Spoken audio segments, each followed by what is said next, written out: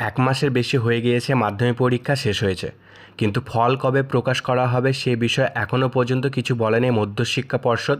এ বিষয়ে এখনও পর্যন্ত কোনো মুখ খোলেননি মধ্যশিক্ষা পর্ষদ। তবে এর মধ্যে মাধ্যমিক পরীক্ষার ফল প্রকাশের সম্ভাব্য তারিখ জানা গেল। এই ভিডিওটার মাধ্যমে কবে মাধ্যমিক পরীক্ষার ফল প্রকাশিত হবে, কিভাবে রেজাল্ট দেখতে হবে সেই বিষয় নিয়ে আলোচনা করা হবে। গত 12ই ফেব্রুয়ারি মাধ্যমিক পরীক্ষা শেষ হয়েছে। এবারে মাধ্যমিক পরীক্ষা শুরু থেকেই বেশ ঘটনা ঘটেছে, যেমন প্রশ্ন ফাঁস করা, টুকলি ধরা পড়া। তাই পর্ষদ পরীক্ষা প্রশ্ন ফাঁস ঠেকাতে প্রশ্নপত্রের উপর এক ধরনের বিশেষ কিউআর কোড বসিয়েছিল। তা সত্ত্বেও পর্ষদ কিন্তু মাধ্যমিক পরীক্ষার প্রশ্ন ফাঁস ঠেকাতে পারেনি। কিছু ছাত্রছাত্রী পরীক্ষার প্রশ্নপত্রের ছবি তুলে বাইরে পাচার করেছিল।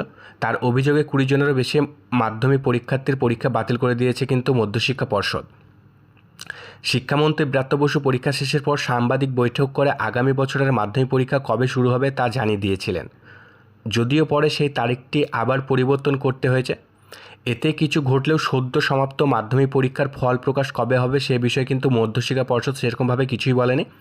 তবে মধ্যশিক্ষা পর্ষদ সরাসরি মাধ্যমিকের ফল প্রকাশের তারিখ বিশেষ কিছু না বললেও বিশেষ সূত্রের একটি সম্ভাব্য দিন জানা গিয়েছে। সম্ভবত মে মাসের শেষ সপ্তাহে বা তার আশেপাশে করে মাধ্যমিক পরীক্ষার ফল প্রকাশিত হতে পারে।